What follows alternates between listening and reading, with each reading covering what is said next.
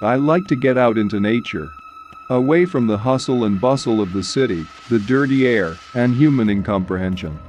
I was lucky enough to have a house in the countryside, right in the middle of the woods. How I loved going there on weekends. Why did I love it? I'll tell you why. After a hard work week, as usual, I decided to go to nature. I picked up some groceries, threw them in the trunk, and hit the road. I arrived in the evening, got tired on the road, and immediately went to bed. I fell asleep quickly and soundly.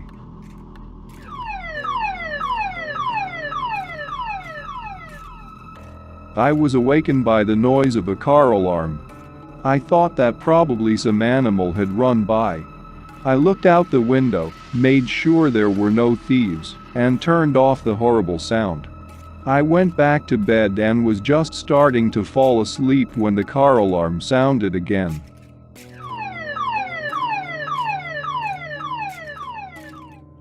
Without getting up, I pushed the button and it went silent. But 5 minutes later it went off again.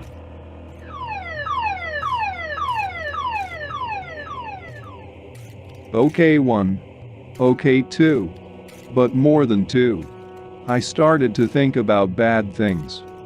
I got up and turned it off again, but I didn't lie down. I looked through the curtain to see who had decided to frolic like that in the middle of the night. I looked. And then I saw a shadow begin to appear in the bushes behind the lantern light. And the shadow was approaching the car, making its outline come through. Something thin, dressed in black, about 2 yards tall, with long thin arms slowly approached the car, tapped the wheel, and disappeared into the bushes again.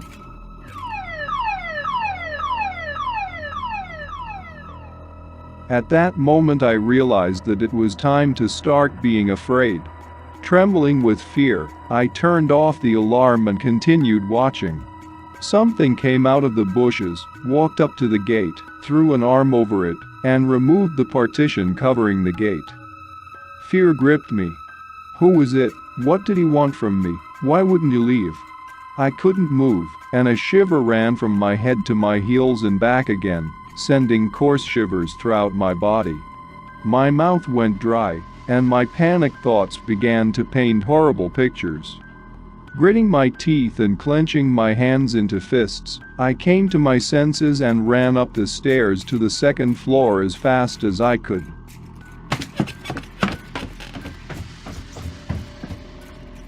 The moment my hand reached for the light switch to find something to protect me from my visitor, I froze. I froze because he was looking out the window. With her hands pressed against the glass, she watched to see if anyone was home or not. Then I realized that all these machinations with the car were designed to lure the victim out. Why? I didn't want to know and I don't want to know. But a fact is a fact. He's here, and he's looking for me. His breath began to fog the window. And I was glad of that, because I couldn't take my eyes off his face. Ash-colored skin, covered in wrinkles. Deep, little black beady eyes. There were 2 holes instead of a nose. His breathing was so heavy and hoarse that my own lungs spasmed. There were no lips, just 2 rows of sharp yellow teeth. It couldn't see me because I was in the back of the house. But it wasn't just going to leave. After standing at the window, it headed for the door. A knock. Then another.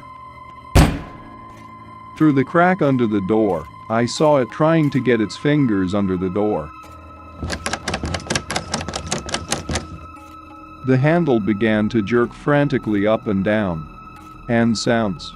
It didn't sound like a human voice. It was an animal growl.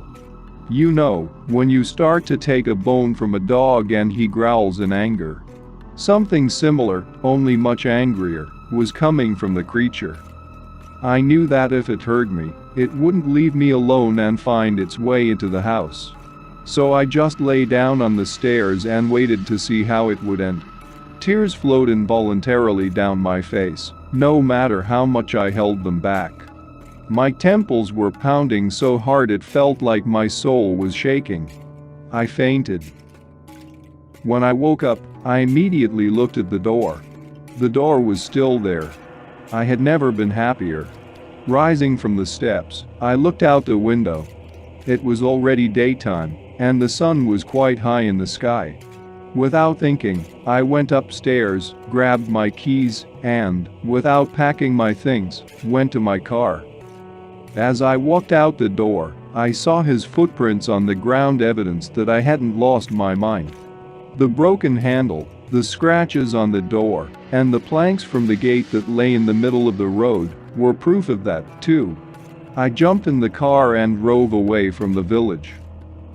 On the way, turning on the radio, I heard that the bodies of 2 girls had been found this morning near this village. The corpses had been mutilated and thrown into the swamp. It found what it was looking for.